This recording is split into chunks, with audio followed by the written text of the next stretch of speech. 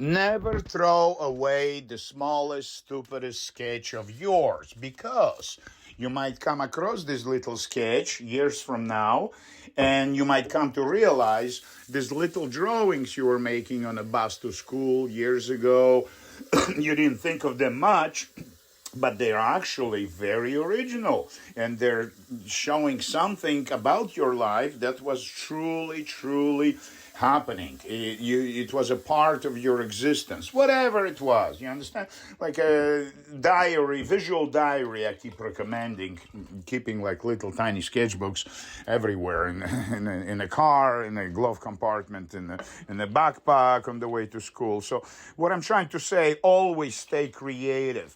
And all these little crazy stupid ideas that perhaps don't seem to be much of anything is the beginning of something.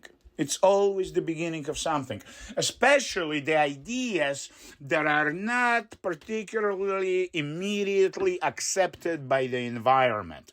You always will find couple supporters, yes, friends, people who know you, who know you're crazy, but they love your art.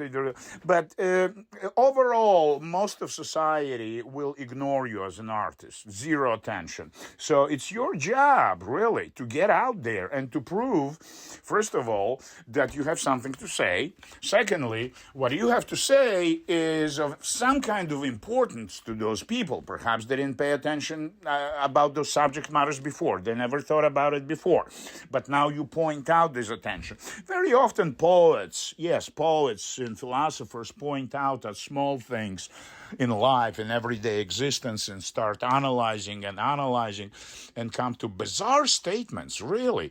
When you read ancient poetry for thousands of years, people were saying crazy shit. And these crazy ideas became the very conquer stone of our civilization. Let's take, I don't know, the Egyptian Book of the Dead, 3000 BC. Sophisticated methodology about spirituality in Egypt. Not just religion, like everyday existence. They were not kidding. They were not kidding about going to another life.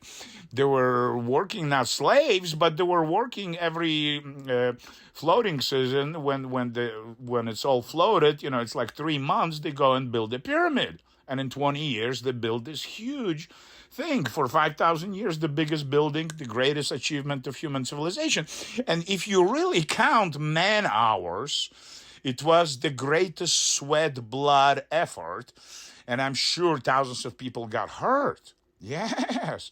And the sacrifice humanity had made to build reincarnation machine. Just think about it.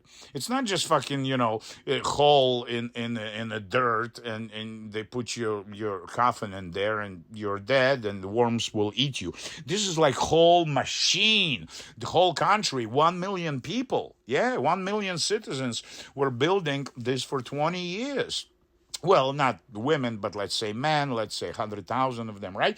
What I'm trying to say, people sacrificed their lives. There were no oppositions. Well, maybe there were some rebels saying, fuck this, I'm not going to go working, I'm going to go drinking. Of course, always. But nevertheless, the biggest sacrifices through humanity were made for the name of God, in the name of God. Did you realize that?